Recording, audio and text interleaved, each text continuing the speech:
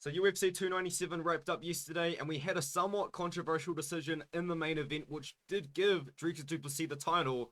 So who's he going to defend against? We got a little bit of hint of what the UFC and Dana White is thinking in the post-event press conference.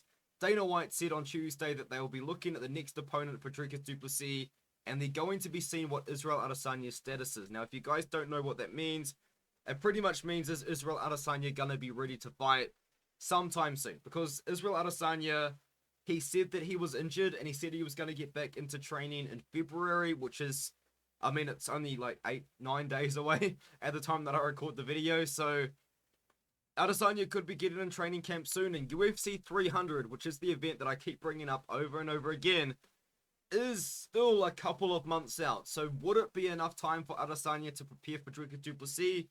Who knows? But other than that, the UFC does have more options with Dricus.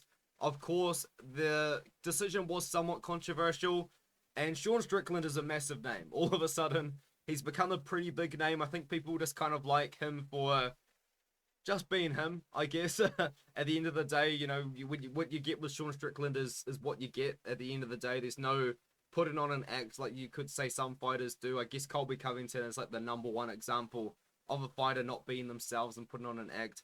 Strickland he's Strickland. At the end of the day, Strickland is Sean Strickland. And I feel like you could do Strickland versus du Plessis in a rematch. UFC 300 would be insane. I don't know if the UFC would want Strickland as the UFC 300 headliner just because of the press. But I guess at the end of the day, though, that press that Strickland was generating for 297 made him a bigger star, made the UFC 297 event even bigger. So maybe UFC does look at Strickland and see his star power and think, you know what? He can headline UFC 300 against Dricus du Plessis in a matchup in case Israel Adesanya isn't ready to go, or unless they've got something else cooking. I actually do feel like now, in hindsight, now that the event has taken place, with the tweet that we did get, the quote that we did get from Dana White, I think the UFC was waiting on Adesanya to hopefully fight. I think they were hoping that it would be du Plessis versus Adesanya. Now, in my opinion, if they were going to do Adesanya versus du Plessis, I think it would be way better off in South Africa. The UFC did say that they could do a event in South Africa now that Dricus du Plessis is the champion, which would be pretty cool. There's quite a few good South African fighters, just a few good fighters from Africa in general as a continent that are really, really good, that do deserve to get signed to the UFC. So I would like to see it if they were going to go along that route. But of course, the question always is UFC 300. You need a big kind of name to headline the card. Israel Adesanya at the moment probably would be the biggest to do Israel Adesanya versus du Plessis, Strickland versus du Plessis, du Plessis versus Chimaev. But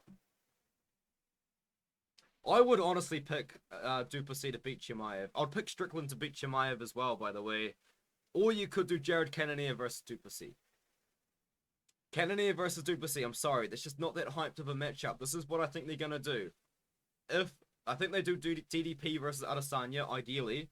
And then Strickland versus Chimaev, because I think Strickland would accept the fight.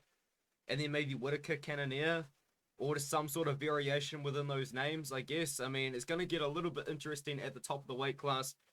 So, especially if Sharaputdin Magomedov is fighting Vettori, that would be interesting and odd. But just a quick video there to kind of let you guys know about this quote that Dana White has. It seems like he's going to be cooking up a potential Israel Adesanya versus du Plessis matchup.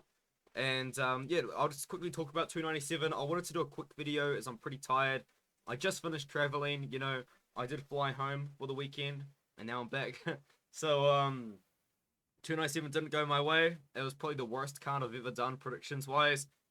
Every single Canadian male fighter losing didn't help.